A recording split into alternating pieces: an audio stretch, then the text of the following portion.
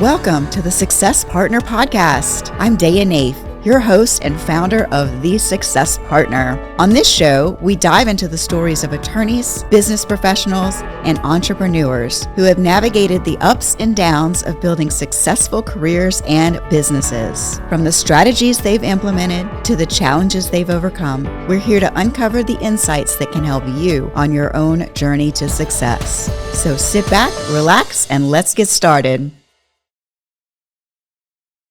Welcome back, everybody, to the Success Partner Podcast. I am your host, dayanaef, and today we have Goddess Wendy Coon with us. Hi, Wendy. Good morning.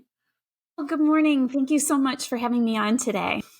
Yeah, well, I'm delighted to know more about you, the goddess theme, the things that you like to do, how you help people. So just go ahead and make an introduction of yourself and what you do.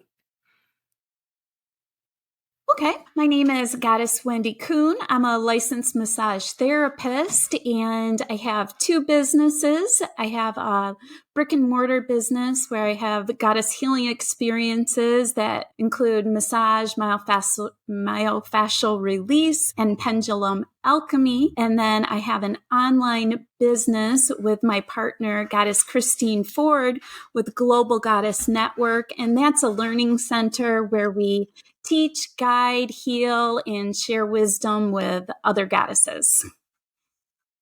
Fabulous. How did all this get started? Well, the goddess theme got started when I was in my teens. I was living in Montana, and even though I had a bachelor's degree, I still was in entry-level positions of dishwasher, pizza maker. I was a lawn care person at an estate. And one day, rather than being down on myself, I just thought maybe I should call myself pizza goddess and dishwashing goddess and the estate manicurist, just to have that mind shift. And then I would call myself Goddess Wendy. And when I would greet my friends, I would say, "Hello, beautiful goddess." And then people started gifting me everything goddess. So I had How to Be a Goddess books everywhere.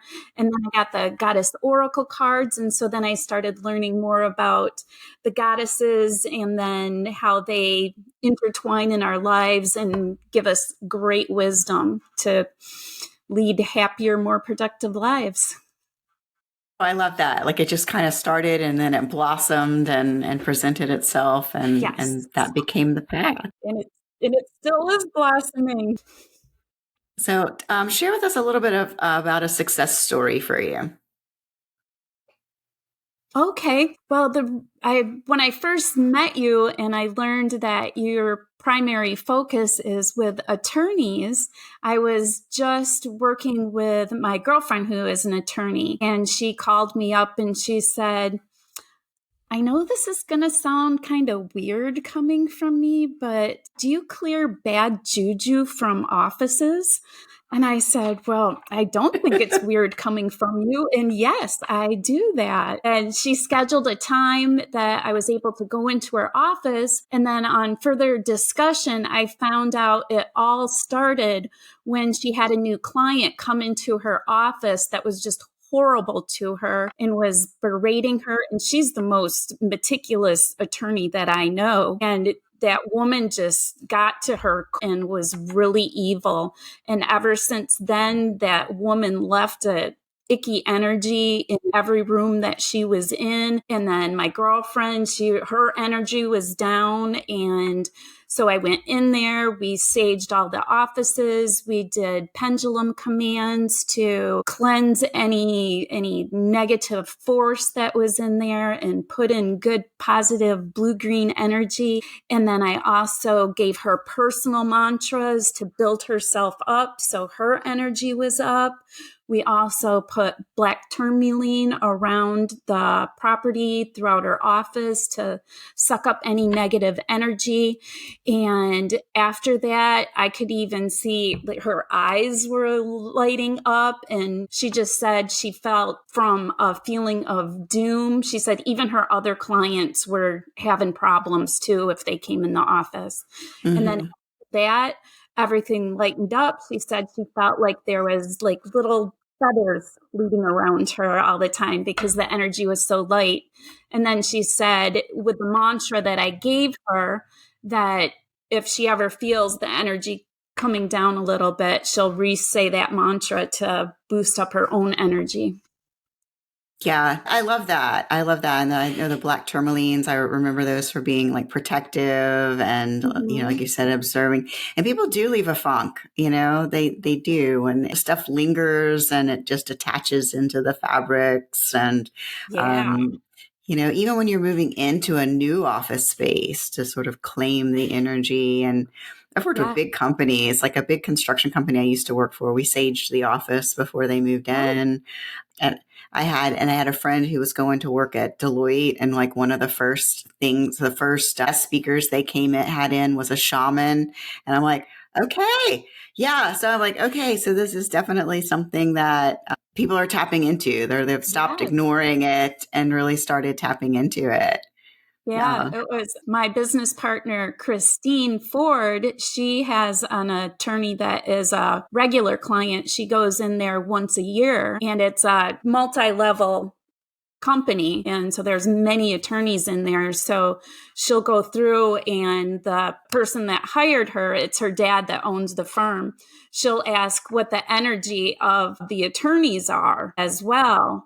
And she went into one of the rooms and she goes, "This woman, she's not talking to you, but she's getting ready to leave."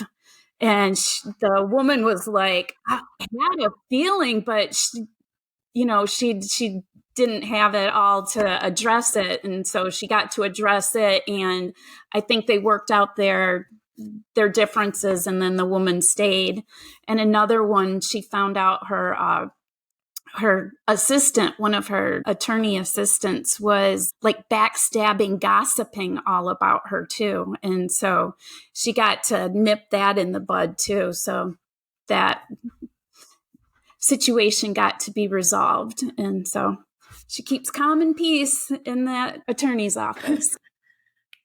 That's awesome. And I know people have a misnomer that attorneys like conflict, and it's like, no, they don't really like it. There's the time and a place, and it's in this other container over here called the courtroom, and certainly not in the office, and not when working with the client themselves. Right. Well, good. Well, you and I are both animal lovers. So tell me a little bit about your work with animals. Yes, that is mostly Christine, my business partner. She does long distance healing with the animals, and it blows me away every time she works with the animals. And it doesn't take very long because the animals, they don't have all the baggage that humans do.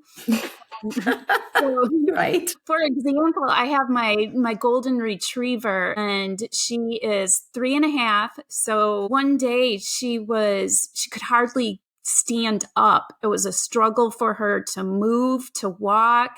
She was vomiting. And so I asked, I did my own pendulum work on her, and her liver meridian was off, and her head was really hot. So I did some craniosacral therapy on her to cool that off.